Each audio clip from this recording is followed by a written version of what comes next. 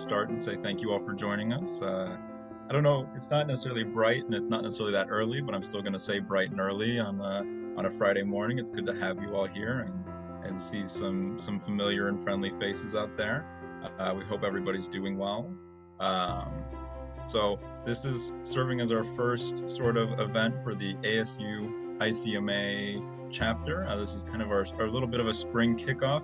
Typically we all get together and have little snacks and things and a good old time, but instead we have to prepare things at home and guess what's in your mug.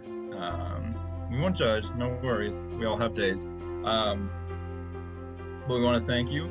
And for those that are new, we just kind of want to give just a little bit of background about our ASU ICMA chapter.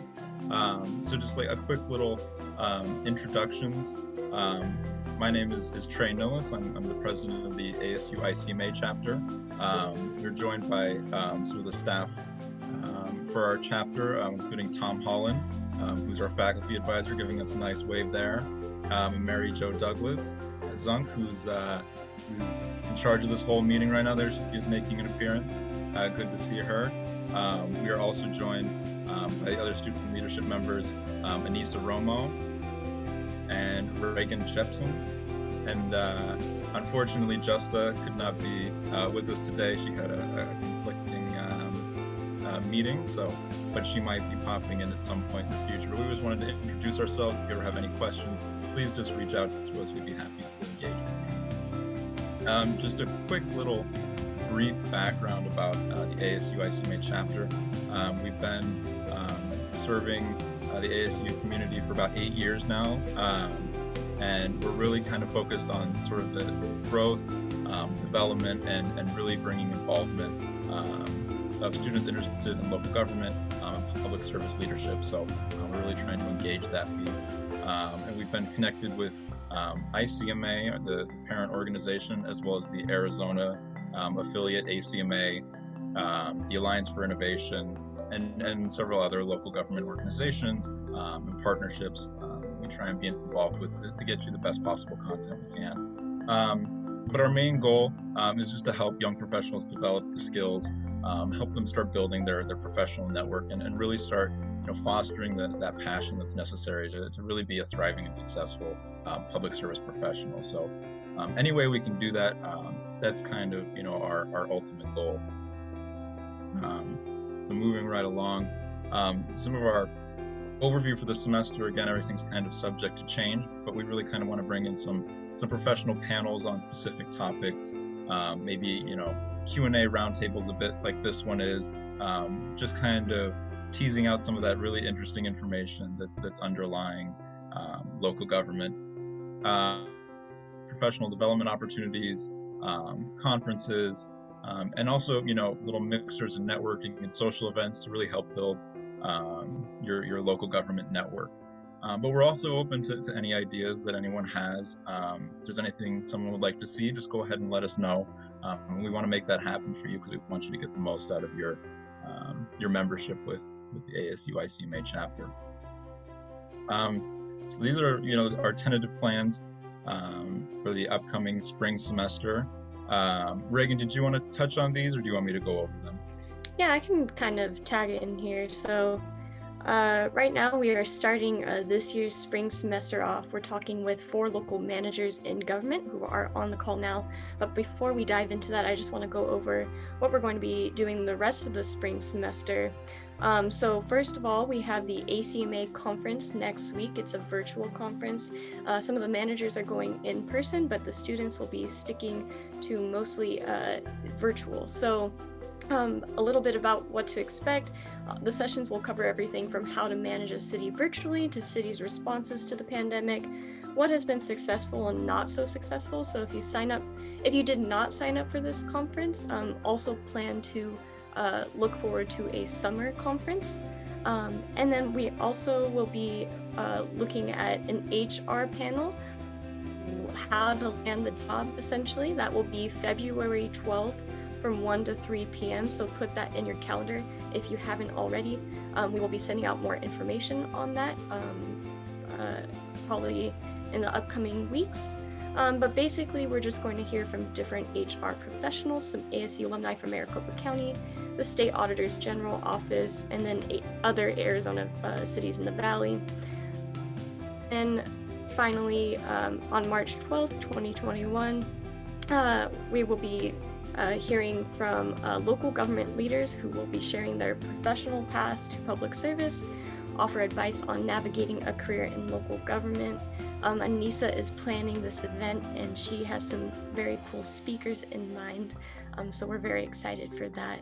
And then tentatively in April, we are looking to do a session on intergovernmental affairs and policy. So this is a world that's not quite local government, not quite state government, but the best of both worlds. And it's a very important advocacy role for cities. So we look forward to that. And that is all, but be sure to put those dates in your calendar and look out for emails from us on when those will be taking place. So before we move into sort of our next portion, we just wanted to reach out, see if we went too fast, if anyone had any sort of questions about the upcoming semester or had any input to share with us real quick before we move on to our next stage. Give it a nice extra second. Anybody build up the confidence? And all right, the moment is passed. All right, well, if you have any future questions, feel free to reach out to any of us and we'd be happy to engage with you. But now, for the reason that we're all here today, we are very excited to be bringing you some very distinguished guests today. Bryant Powell, City Manager of Patch Junction, Don Prince, the Interim City Manager in Douglas, Gina Montez, the Assistant City Manager in Avondale, and Jeff Kulaga, the Town Manager for the town of Guadalupe. We're very excited to have you all with us, and glad that you're able to join us and share some insights today. I'm going to go ahead and transfer controls over to Anissa Romo for the rest of the experience and let her facilitate along the way. So thank you all for joining us, and we're really looking forward to this. Hi everybody, again my name's Anissa. So I'll be kind of facilitating the conversation today, offering some questions, but if you have any questions along the way, please submit them into the chat, and we will make sure to plug them in at the end or throughout the event. So we'll go ahead and get started. If you want to go to the next slide.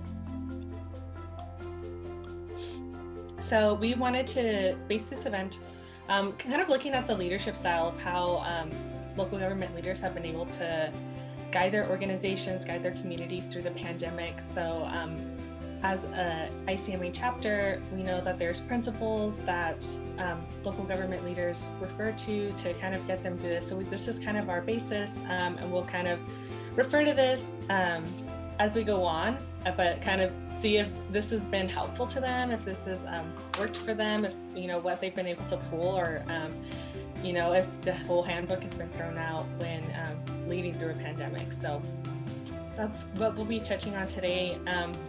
But if we want to stop sharing the PowerPoint, and so we can kind of see our panelists' faces, and I'll go ahead and get started with the first question. And anyone can take this if you guys just kind of want to rotate around who answers, or if you all want to answer the question, however you want to do it. But the first question is, what was the impact of this year's challenges? So namely the pandemic, but we know that 2020 had a lot of different challenges presented to local governments. So what was the impact on your organization? Can we nominate one of our colleagues to go first? I think that might be a prize. I was looking for the ICMA practice or core competency on flying by the seat of your pants, and I didn't see that one on the list. But I'll go ahead and get start. As far as the impact on the organization, I don't think that can be understated for us in Avondale. It's been a bit traumatic in many ways, and it's not like a one-time thing. It's like an ongoing stress, that has gone on,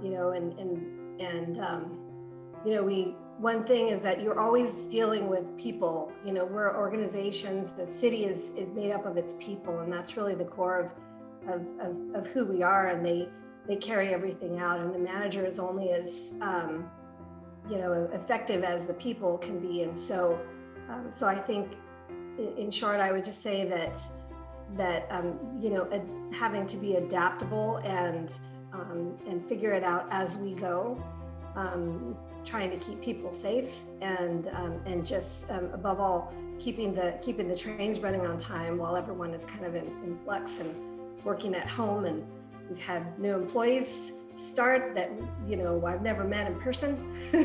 It's all over the Zoom, so I don't think that's very profound way to sum it up, but that's what I would say. And then I would nominate my friend Bryant to tell us about Apache Junction.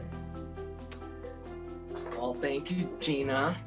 I think it's great to see y'all and great to be together. Yeah, so it's one of these things where when you hear the word emergency or a declaration of emergency, and immediately council members are coming to you and asking, do we need to do one of those?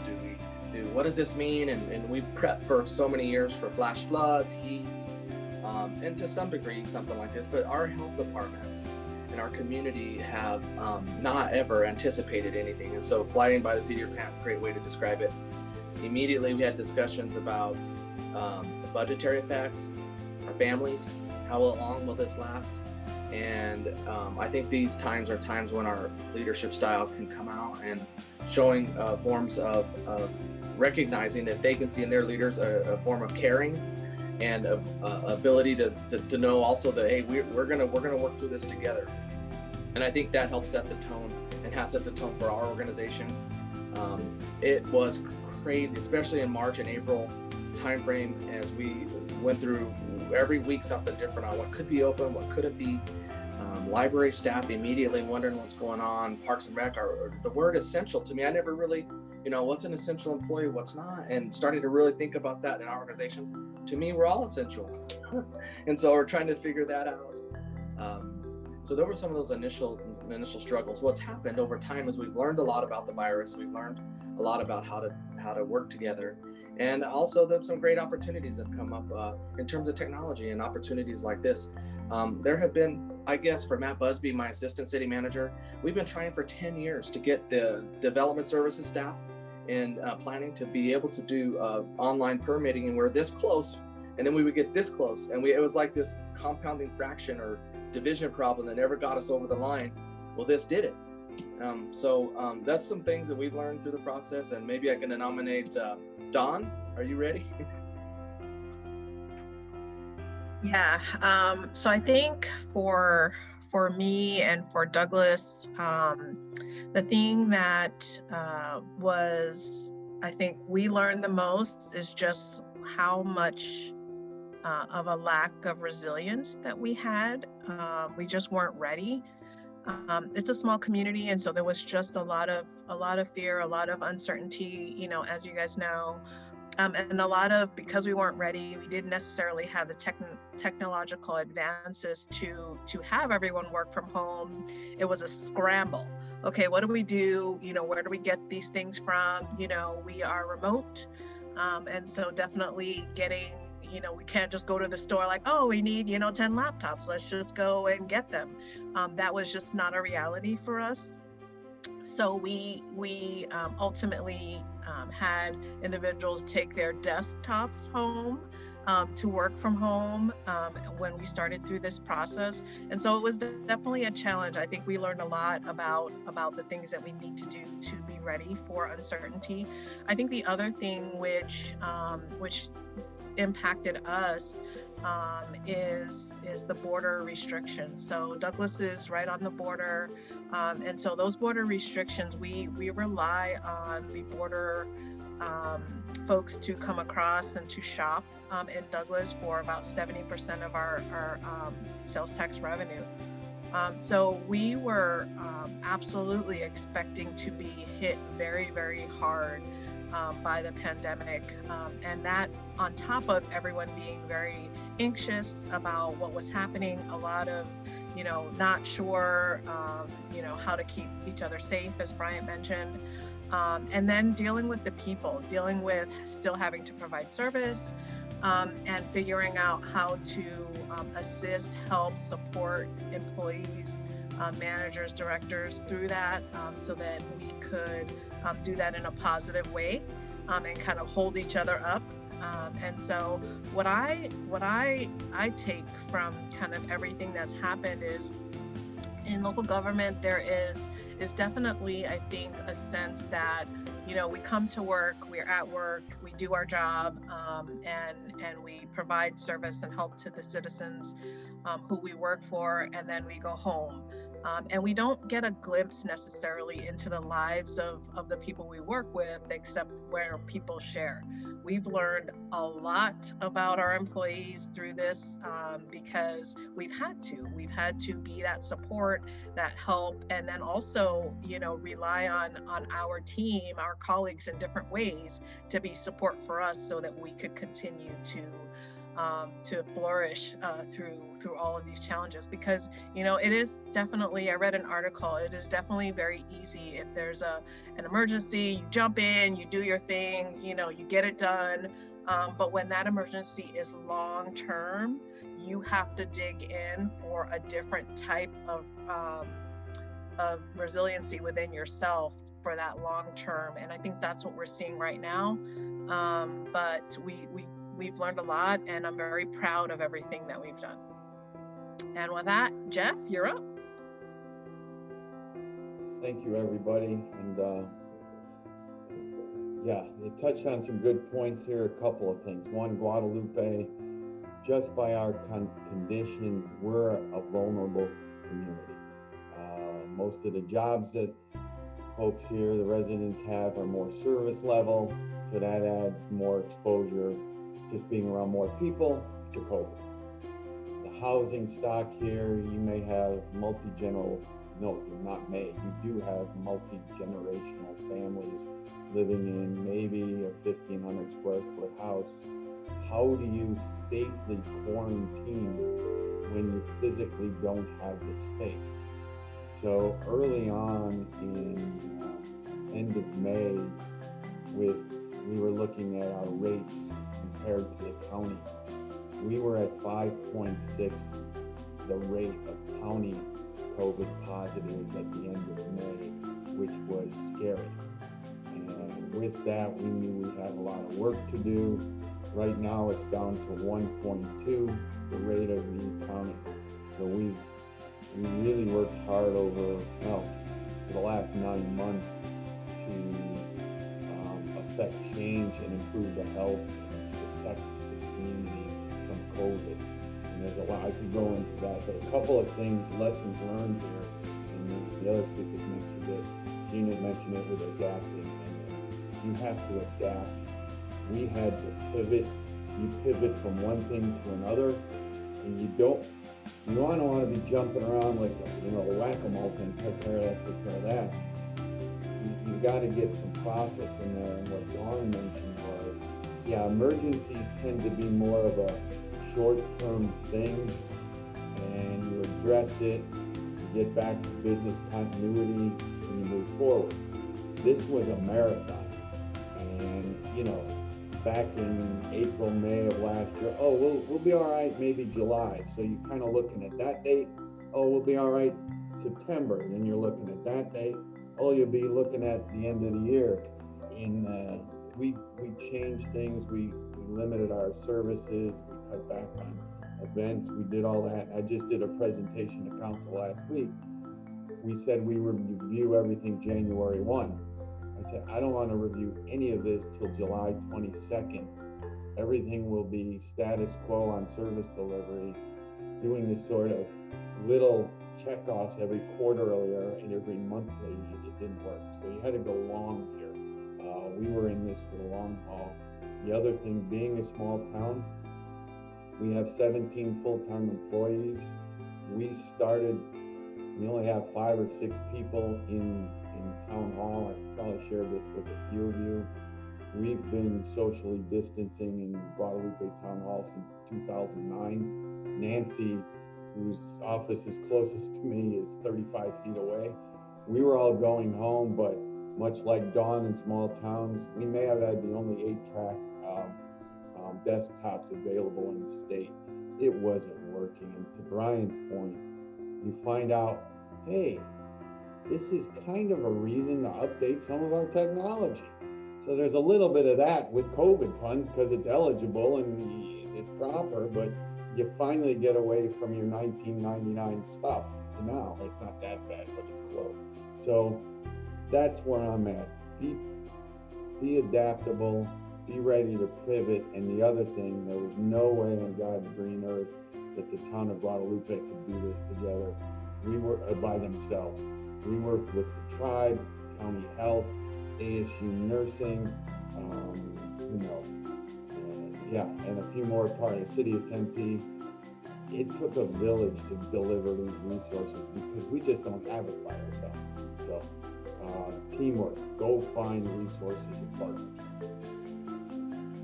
Thank you. Definitely. Yeah, I think some common things that we heard are being flexible to protect not only your employees, but your community, and finding those tools to make you more resilient, to react to something that's totally brand new to everyone. I think going off of that, we wanted to know how the pandemic, 2020 challenges personally challenged you as a manager.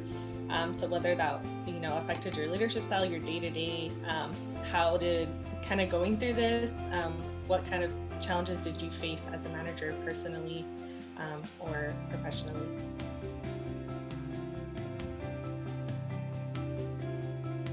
Anyone can jump in. Now, I'll go. Personally, it felt like a movie that I watched a long time ago called Groundhog Day, which is this idea that you just wake up and it's kind of not gone away. It mentally, you'd wake up and you're like, oh, are we really not gonna do 4th of July the way we normally do it? And the reality that I knew 4, in my case, council members had very strong beliefs about the virus. And well, we got lots of room in Apache Junction, and it's just the high school football field. And I have a couple others that are on the other side, and how to manage that, and how are we going to get through this, and trusting a great parks director and working a little bit through that, and then really having the trust with other city managers. And I really felt that the strength of the East Valley managers in my case, but even others across the state, and making a phone call and say, how are you guys looking at, how are you approaching it? So that for me personally, it was this kind of mental aware of expectations, managing expectations, and wondering how we would get through it, knowing that this was going to be longer. We didn't know when it would end, and so that Groundhog Day effect kind of had an impact on me. Like, it's just can't get discouraging, but also saying I got to get to the employees. We got to help them. Oh, hey, we're gonna figure this out. So it definitely was a personal is this what I really signed up for?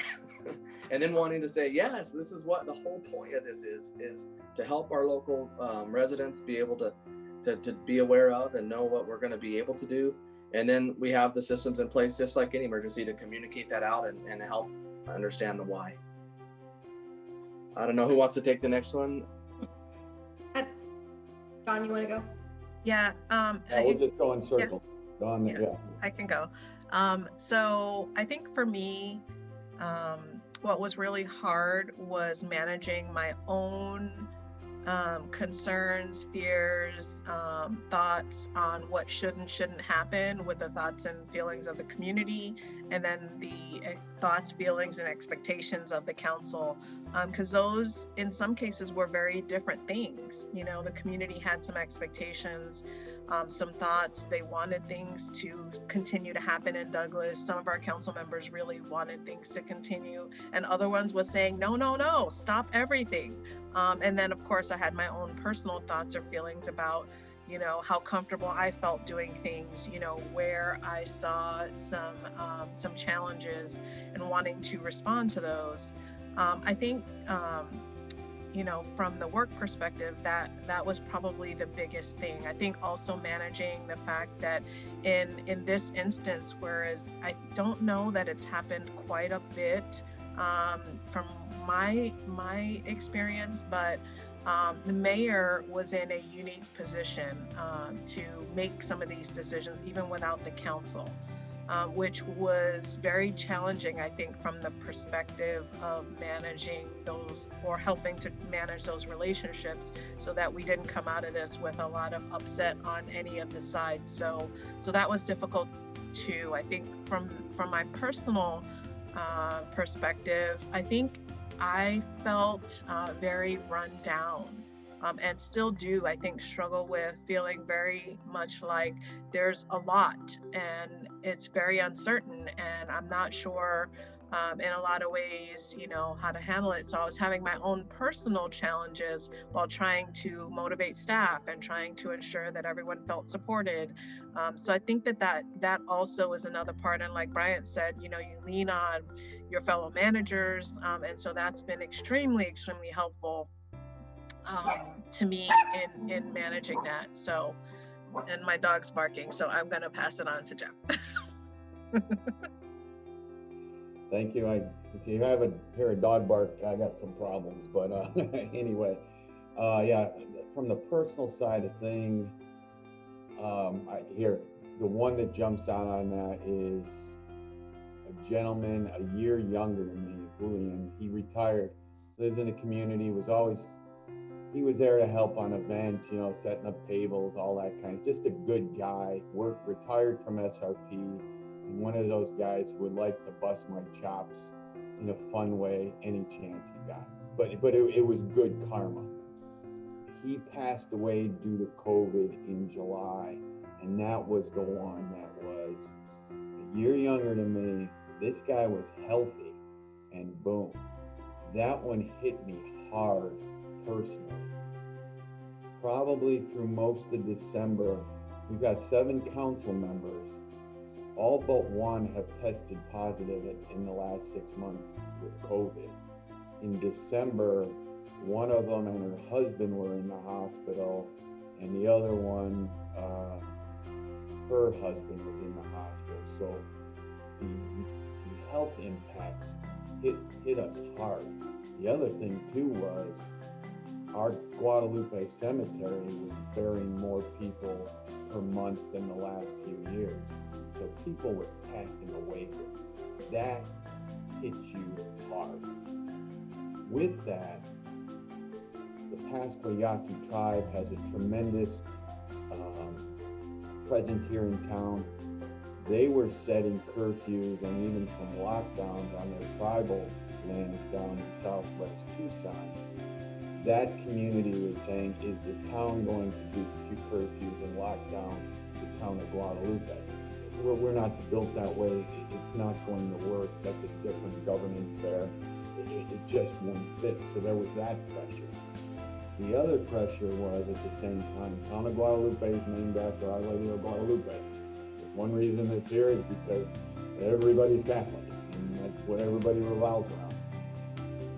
Lent and Quaresma here in town is revered here in town. It's sacred.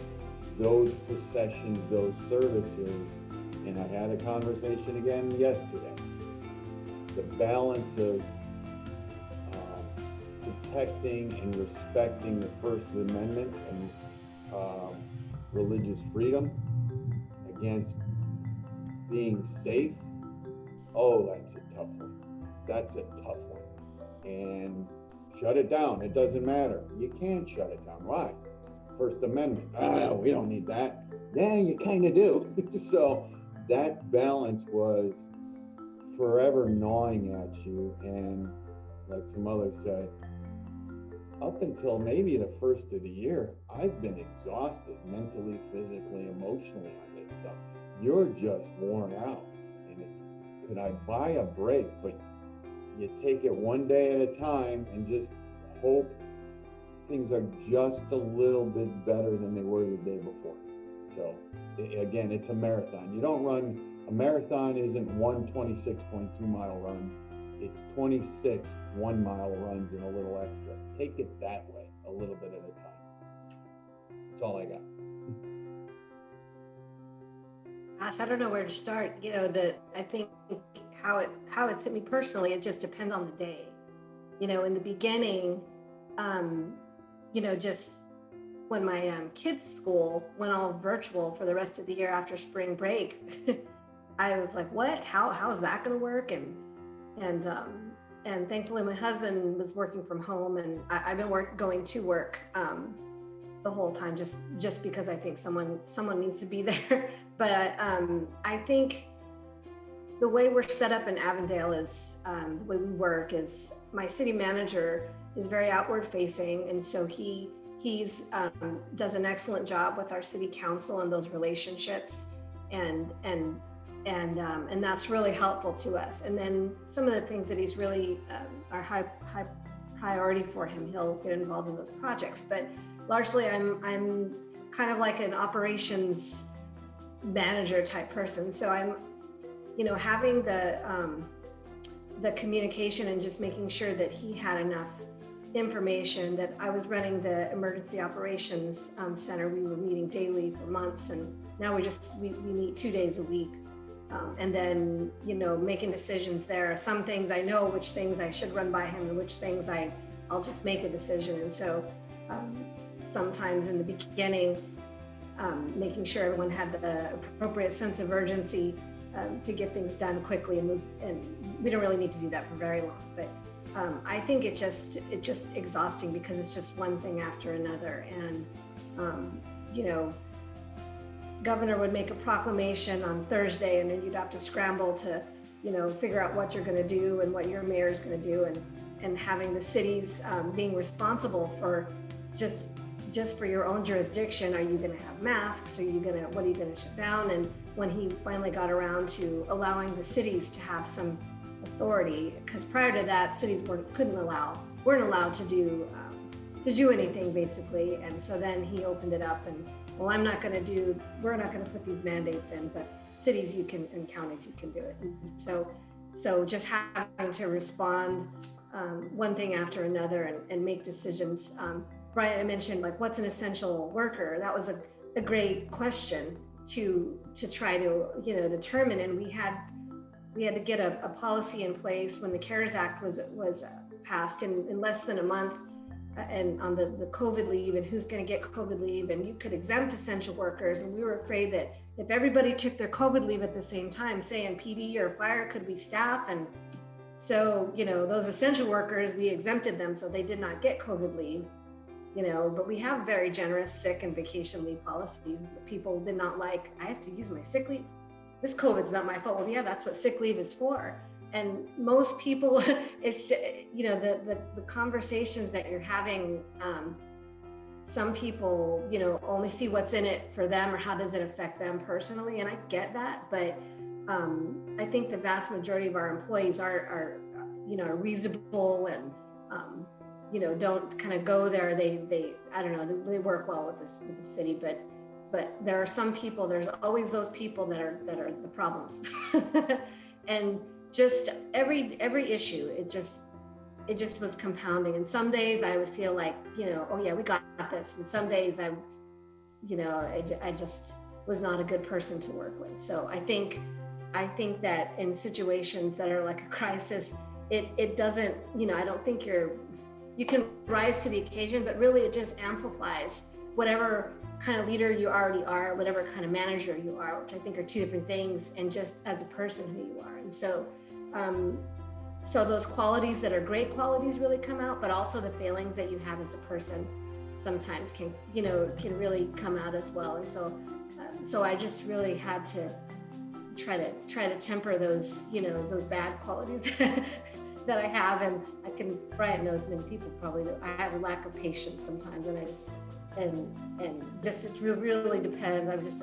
I'll drive things, and sometimes I'm like, oh my gosh, what am I doing here? And so I don't know, but at the same time, just being really gratified by the amazing team that I get to work with. I mean, that was just everybody doing their part. And at the same time, I felt a real confidence that everybody was trying to do the right thing. And, we would, as information changed, because it changed quite a bit, and it still is changing, we learn new information and we kind of adapt our policies of what we were doing. And just the communication with the employees, trying to keep that going. And then thankfully our council is all were pretty much on board with, we didn't have people who didn't believe in COVID, we didn't kind of have that out there, and they were all pretty much, taking it seriously and really following the lead of, our city manager. And so I'd communicate with him and we discuss, and then he would make sure that the council was, on board. And sometimes it'd go the other direction. He'd want to, I think we should do this. And I'm like, no, that's a bad idea. Here's why. I want to do it anyway. Okay. So it's always that, there's always someone who's your boss. And so sometimes you agree, the vast majority of the time you may agree, but sometimes you don't. And so it's kind of, and then having to communicate that out to the employees who are like, wait, what? Happened a few times. And so, I'm just babbling, but it's been a difficult time. I hope I've handled it well. I don't know. If I may, Gina, those Thursday executive orders, I can't remember, when maybe it was May, June, July, it was like every Thursday at about 2:00. Yep. I dreaded waking up Thursday. I was like, how's he gonna ruin my weekend? How's that governor gonna ruin my freaking weekend? Council meetings Thursday night, so this thing gets dropped on you. Yep. I remember everything just imploded. Yep. That happened multiple times. Oh my God. Essential workers and closing gyms. There was a teleconference phone call with what's his name from the governor's staff, and I felt bad for him. The mayor of Paradise Valley was furious because how do you define a gym? Does that include a spa at a hotel, which has a workout room? Nobody knows. So here's the order. You guys talk among yourselves and figure it out. And then a week later, it changes. So it was, everybody's trying to do the best they can, get some order to a pandemic that we don't know as a world what it means back in, April, May, June. But go figure it out. And we didn't give you any lead time on anything. So, that was, staple your head to the floor and hope for Friday. So, there you go. Sorry. Yeah, no, I think it's definitely just taking it day by day. I think what everyone has talked about is trying to have expectations or be a leader when you don't have a lot of the answers or so many things are out of your control. So how can you even manage that and take it day by day and offer some kind of guidance to people when things are ever changing. And going off of that, Anissa, we have some user submitted questions that I was thinking we might go through. Were you about to go through those, or do you want me to read them off? Yeah, you can go ahead and read them off since you have okay. Perfect. Yeah, one we just talked about just quite a bit, but I wanted to kind of maybe expand on it. Is just regarding the communication between your local government and your constituents kind of during this COVID period. I'm curious maybe how it's evolved a little bit. Have you kind of built a tighter connection with your communities? Has it kind of shifted apart a little bit? Again, the local governments were kind of dumped on by the state to kind of issue all of that sort of communication. So I'm curious how that interaction between your organization and your constituents has evolved during that time. So I can go ahead and start. So I think from my perspective, it depends on what issue. In respect to just general communication, it was really, really difficult when we closed our city hall because the majority of our residents in our community are not on social media. are not, they come to City Hall for their information. And so with City Hall closed, it made it very, very difficult for us to get information out. We do have social media channels, but they just don't reach everyone. So I think communication has changed from that perspective, and we had to find, different ways of getting to our residents. I think with the businesses and with some of our local organizations, nonprofits, and that kind of thing, our communication in some ways has gotten closer, and in some ways has gotten more challenging. It's gotten closer from the perspective of, our businesses are mostly small businesses. They are mostly, family owned, one or two people running them. And so when it came down to applying for these, PPPs and all this other stuff, they really needed a lot of hand-holding, a lot of help. And so the city served as really the help for these organizations to get to some of this money that they needed to be able to move forward. I think with the nonprofits, it became a little more difficult.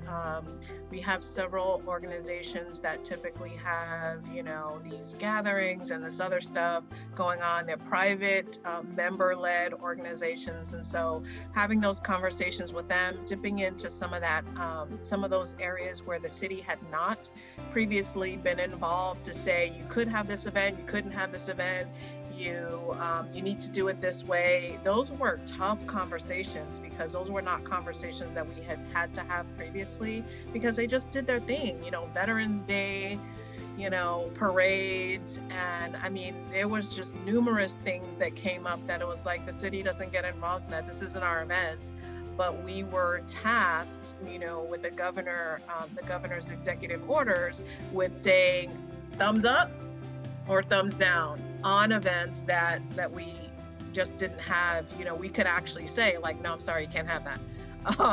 And so it just, those types of conversations we worked through, but they were hard.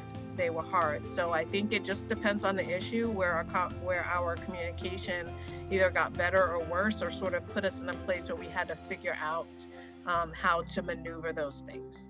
So. Let's keep in order here, folks. 3 pieces of communication for Guadalupe.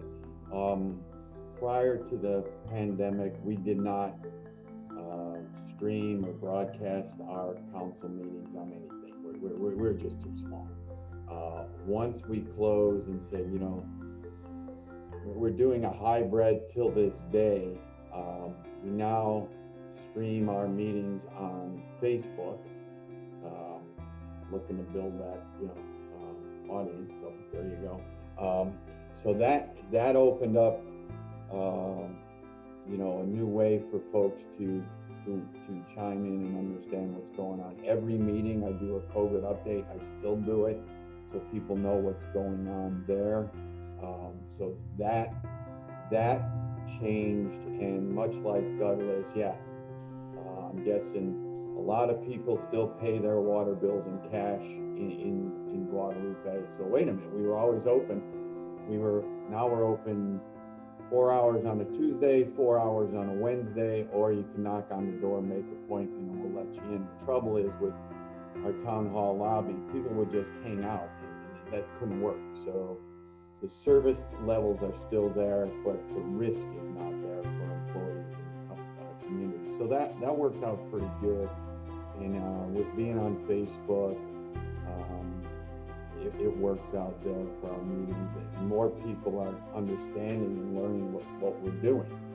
The biggest thing we did, perhaps unique to Guadalupe, was sometime early June, we established our Promotores, which is just a neighborhood liaison. 2 women, a nurse, and a veto who's has a healthcare background, would go. It was the kitchen table, door to door, meeting with people, working through county health. Oh, this person tested positive in this family. They went right to that house, tried to do some contact tracing with them, here, you need PPEs, you need bleach, you need cleaning supplies, you need diapers, you need formula, that sort of thing. Give the protections that are needed that we use for COVID. COVID funds we purchased to better protect you and your family, provide some education. Oh, we got 12 people living in a small house and 2 people are positive.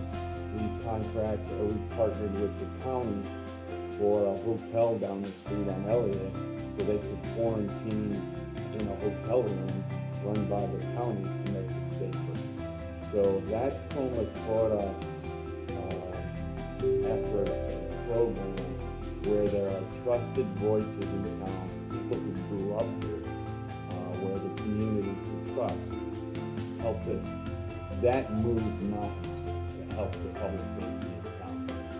Me, I'm not from here. It wouldn't work.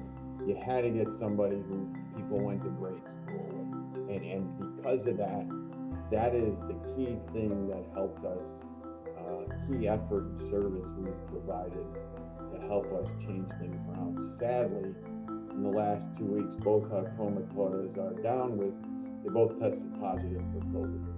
So you got that. There you go. But yeah, so we got stronger. I'm not sure that our communication really changed. It just became more important and, always a priority. So I don't really have anything to add to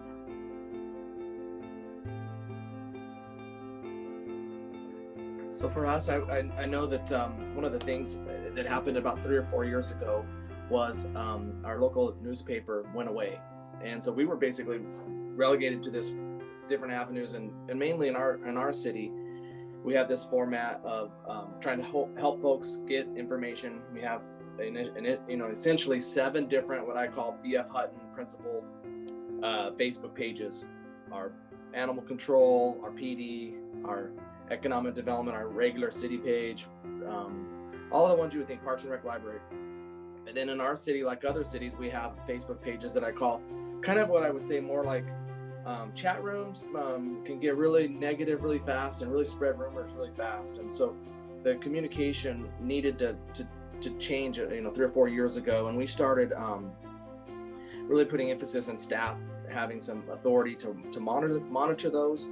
And then we needed to have the ability, and we've contracted out the third party that has some ability working with those chat rooms to, if we can get the administrators approval, it's kind of like an artificial intelligence to assemble some of those sentiments. We call them projects. When things get thrown out there, how's it going? And we found, we would find this in the last couple of years when topics that were highly political. And so, the impact of the national politics on the way our council felt and how they approached the decision-making environment for like masks, for example. Apache Junction's right next to Mesa geographically. 60% of our workforce works in Maricopa County, but we're in almost completely Pinal County. And it just caused, and I like to use these 2 words, what we monitor is, can we be stronger through communication in conflict? I would say yes. It's kind of like working out and you get stronger. You have to have opposition. You have to work through the conflict. And I'm okay with that. I think we want a community that can do that and have natural debate and conflict about issues. Where I see it is this convergence of contention, where people get like literally to throw at a very quick point, and we would see that. And so what we would try to do with our communications office, and we have 2 of them, is monitor this through this third party and follow sentiments. And our council immediately went to not having a mask mandate. And that caused all kinds of a stir of how we're going to do that. And so over time, I think we got better. We implemented on our website and pushed folks to, it was like a little red dot right up front, and it was kind of consistent across the valley, this COVID updates. And we found our folks able to help each other take the information that was there in what I would say either the Pinal County Public Health Department on these changes and what was real and not real, and trying to get those into those. And reality is those are the places where people go. As much as I hate to say it, sometimes our own messaging is not as strong and cannot be, it can be less influential than even those other, I would say 4 or 5 major chat rooms. So the other thing I'll just add before I'm done is our police department has tried to have fun with some Facebook Fridays. I call it Fyi Fridays. If you ever want to have fun, follow the Apache Junction Police Department Fyi Fridays. It can get sometimes as many as 10,000 views on some of their videos.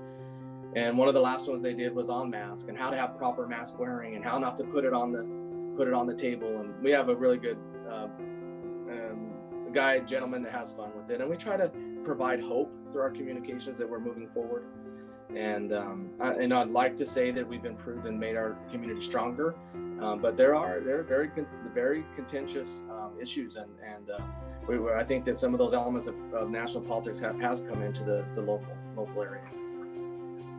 Yeah, so I think balancing what communication works for your community and figuring that out and kind of tailoring it. Another question we have from the chat is about the budget. So the pandemic hit seemingly right as budgets were being finalized for FY 2021. What went into the decisions that were ultimately made for adjustments to the 2021 budget, and has sales tax been better, worse, or about as projected this fiscal year compared to what you expected when making those budget changes last spring?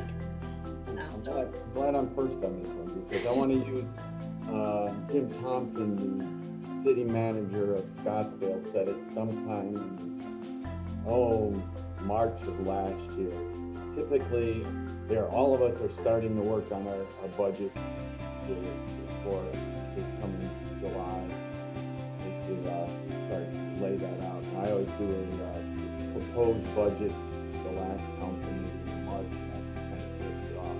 So as we were building February, March last year, looking forward to what our budget would look like for this current fiscal year, COVID. So what Jim said was, yeah, the budget we put together in late February, I opened the window of my second floor office and just chucked it out the window. It's exactly what we did. Everything you thought you were going this way, didn't know. And then it was, okay, what benchmarks, numbers do we use on a worldwide pandemic? You know you're going to likely lose money and revenue, so what do we use as benchmarks?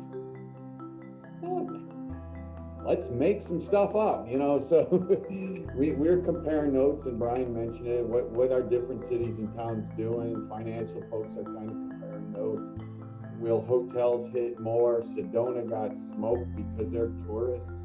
What's the makeup of your community? How does it impact you? Whatever industry may get hit more than another, and how does that impact you? So we tightened the screws on expenditures a lot. That's what we did. And that helped us. We actually did pretty good. And here's just a side note. Apparently during pandemics, medical marijuana dispensaries do very well. So there you go. We have 2 of them in town, and they were doing pretty good. So here, where you had nothing to measure off of, but you knew it was in your best interest to reduce your expenditures, to be financially safe. And here, Guadalupe doesn't have a tremendous reserve to fall back on. Our rainy day fund is more like a light drizzle for maybe an hour, and then we're out of it. So we had to be exceedingly sharp on expenditures. One thing that did help was it was already in motion. We eliminated our municipal courts because the cost wasn't worth the service, and we partnered with, in a weird way, Tempe and Goodyear. But that saved us about $250 to $280 annually, which is a lot of money for Guadalupe. So part of it was you just gotta wing it, but turn the screws down on expenditure.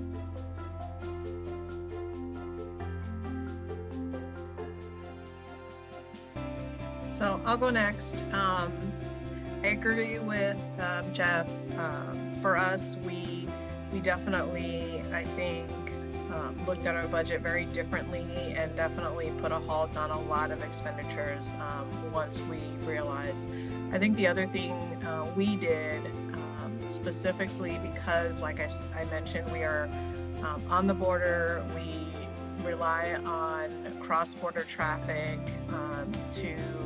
for our sales tax. We knew that, or were concerned that there was going to be a huge hit. And so we projected for about 65% less sales tax revenue, and put the kibosh on a lot of huge capital projects and stuff that we had planned on, capital projects and purchases that we had planned on making at that point. People are very resilient, and people are very much like, if they have a brick wall in front of them, they're going to figure out how to get over that.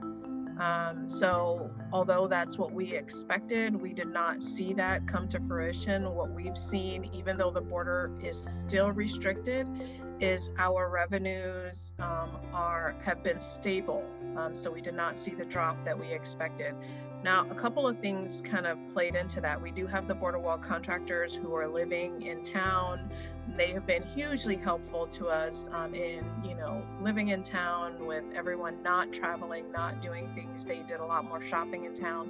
But also what we found is that the Mexican shoppers have continued to come, send people whatever it is they need to do in order to continue to get the things that they need, which has been hugely helpful to our budget as well. So we are higher than we expected, obviously not as high as if the border was not restricted at all, but higher than we had expected that we would be. So in a good place, obviously very, very cautious, and continuing with that cautiousness through this budget year as well, I'm certain, but still encouraged by the fact that we have seen it actually go okay.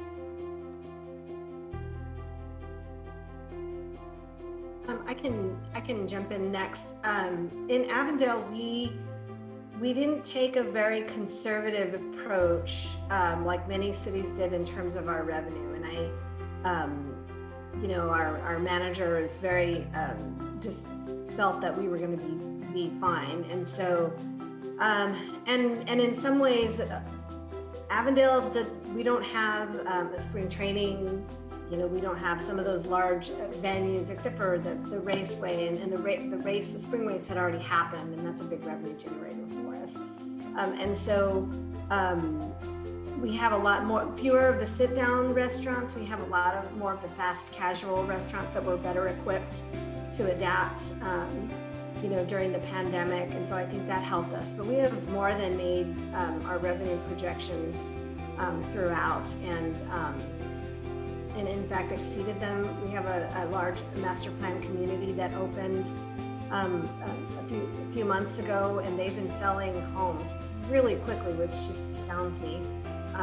When we formed our budget, or we already pretty much had our budget done by the time we really knew how serious the pandemic was. And what we ended up doing was many of the large capital projects and also the operational additions, supplementals that were being added were listed as contingent. So, just contingent on the revenues coming in. So if they were categorized as contingent, we didn't release, we didn't begin design on those projects or proceed with those projects until we knew that the revenue was coming in as expected. And so with any positions that we added, many of those were the same. So they either were going to start in January as opposed to being able to be hired in July after the budget was approved. And so about, I want to say 3 or 4 months into the fiscal year, the decision was made to go ahead and just take the contingent off all of them. So we proceeded, and so far it's been okay. For us in Apache Junction, much of the same. I'll just say we have about 300 employees, about 40,000 full-time residents, and about 30,000 winter visitors. We have about 119 mobile home parks, and we were scared a lot during the budget process. And luckily, we hadn't really gone too far through the budget process, so we're able to communicate well with our council and our staff. Department directors who helped propose the budget were able to not. The only area where we needed to really look at was in the area of planners, development services, building techs, because as Gina mentioned, the housing is not stopped. It just keeps going, and our permitting is strong. And so we added a few people in this time because we were just overwhelmed. But in the other areas of the organization, because we're 80% of our expenditures are in people, we kept the budget the same. We didn't add in areas we may have or could have, and then deferred some of the costs. And then on the revenue side, so we took a conservative approach on expenditures. On the revenue side, we were very conservative and worried about that impact of the winter visitors. So we reduced it. But the reality is we have one hotel. We don't have a ton of major tourism out here, and so our base industry, and we do have a food tax, is Walmart, Fry's, and some of the basic elements, and so they stayed steady, and so that's helped keep us going. And then when somewhere in that process was the Arizona Cares revenue that came through the state, and only 5 entities work directly through the federal government. We got to work, all of us city managers here, through the state, and the governor and their team did a great job. I'll have to give kudos on the way they justified that through cities to be able to get those dollars to the cities and towns, very, very flexible way. And I think what helped our city council was knowing that was in the I guess a backup to the backup. We were able to do a little percentage increase for employees even during this time.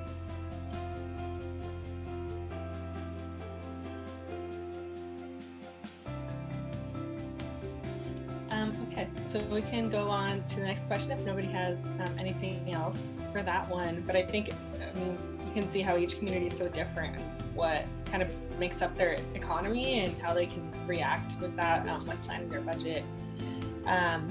So the next question is from Jesse Garner, and it is, are there any residual effects from the pandemic that you anticipate lingering on for the next few years? And if so, what are some steps you are taking to mitigate these challenges?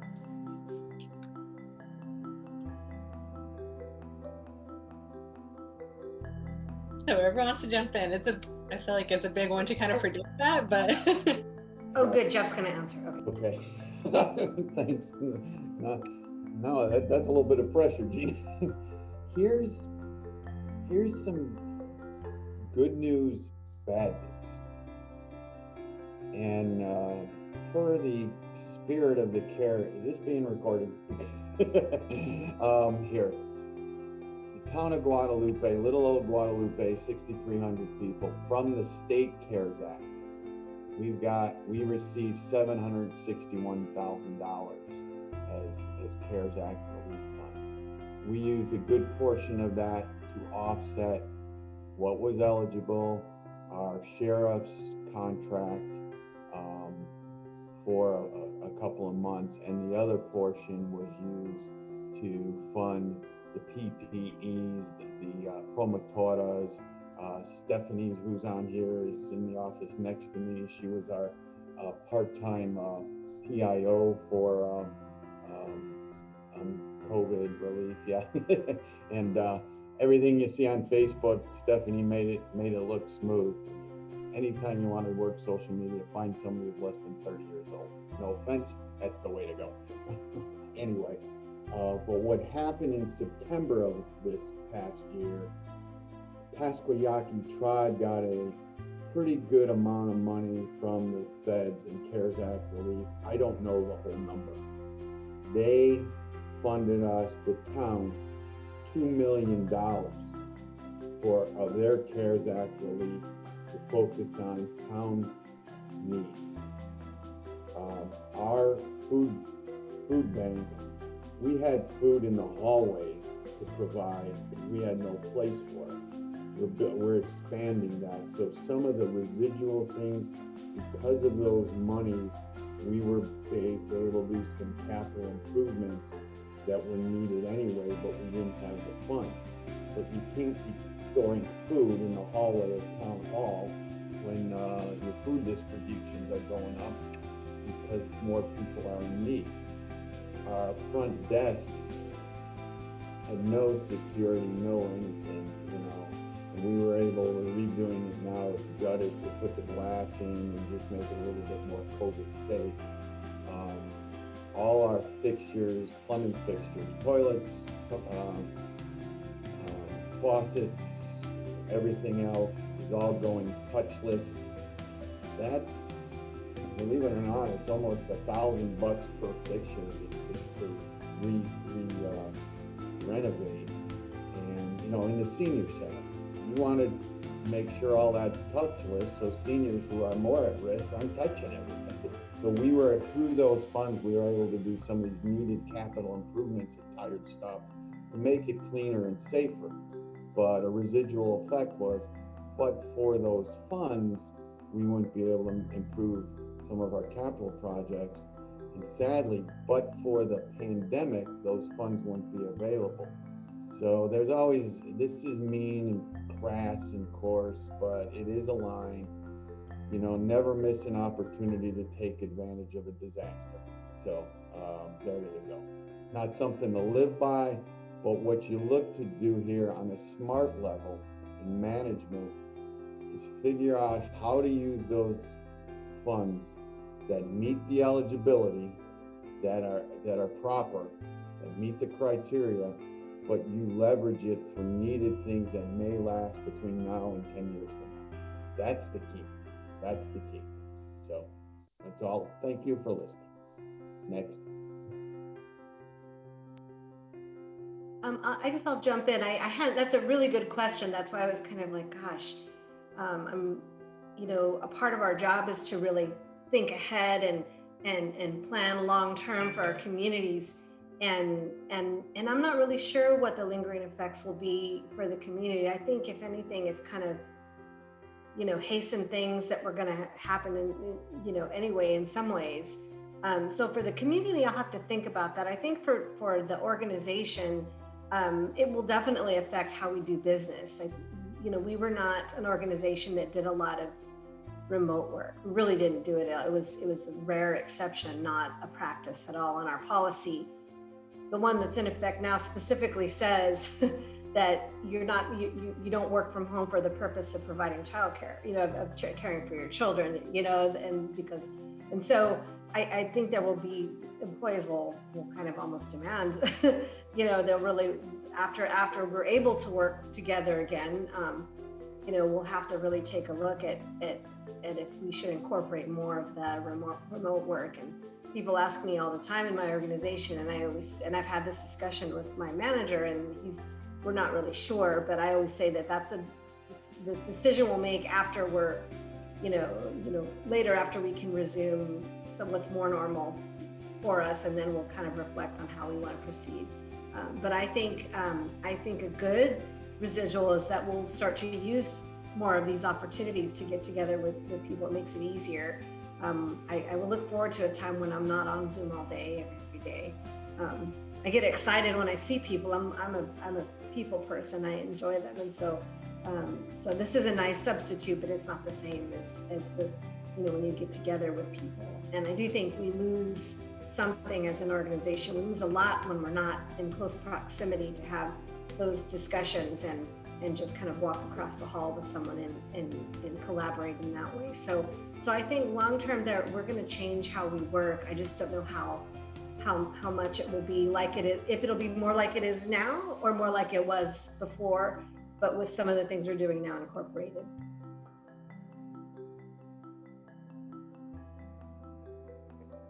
I'll jump right in. I think I have the same dilemma, Gina.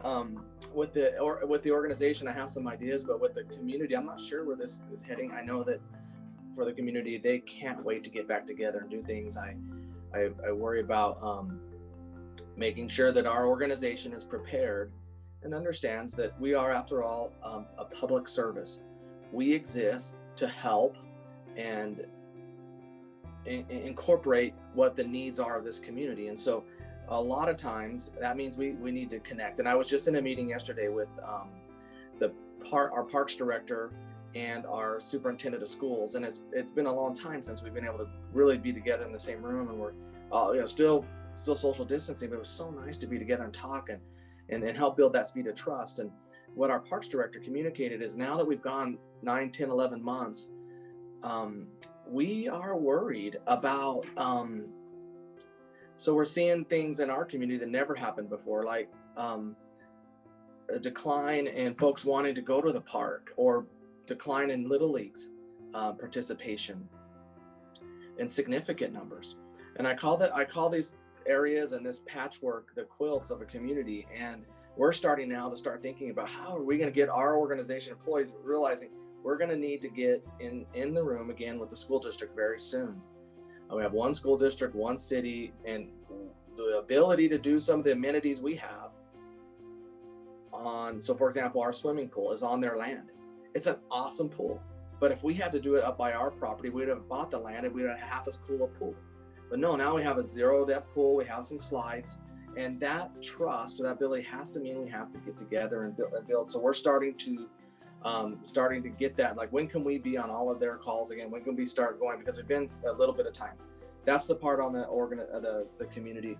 Within our organization, we have now, or it's going to be interesting. I've talked to other city managers about this.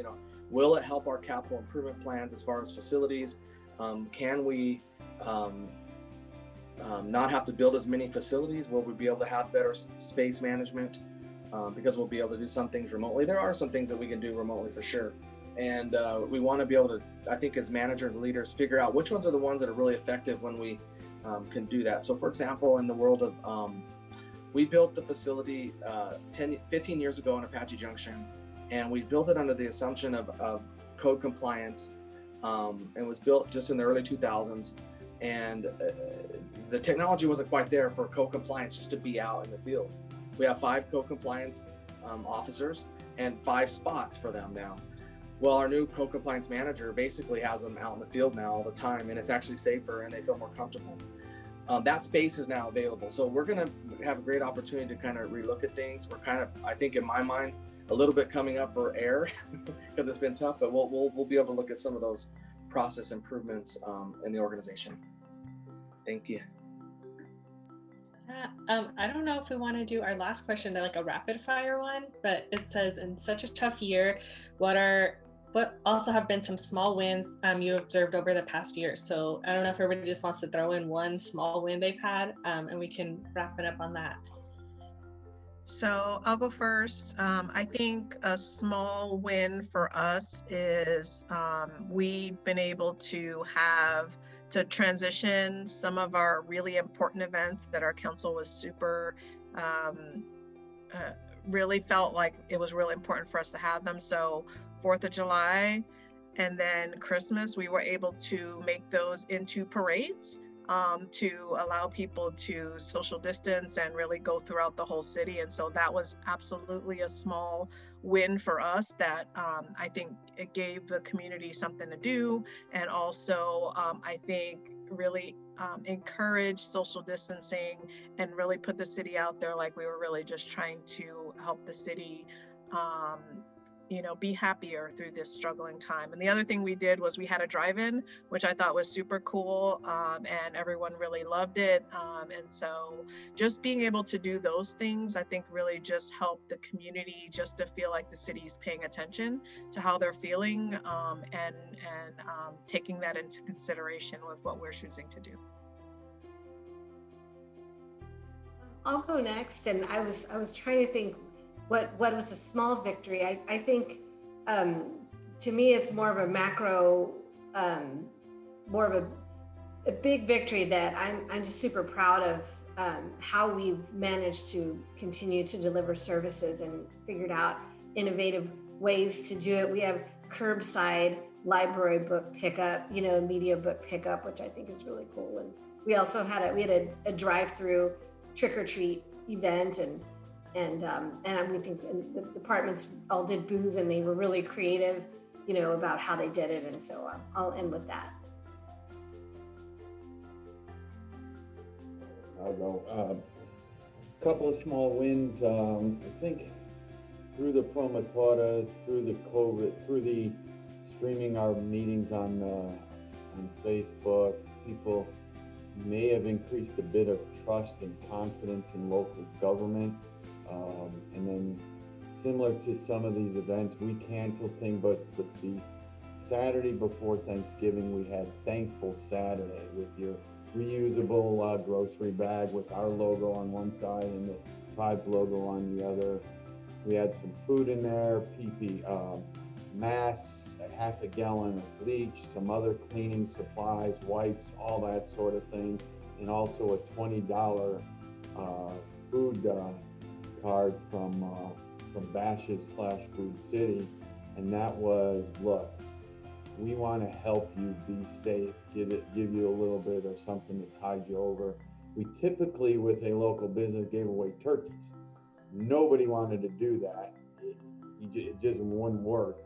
And so we went with the $20 gift card, and they threw in some money to local business to get all that put together. But trying to build a little bit of that spirit, like Dawn said, with this community, and thank you for being safe and that sort of thing.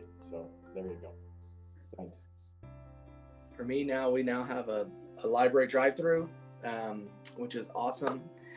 Our boards and commissions process, we have about 10 boards and commissions and never been busier.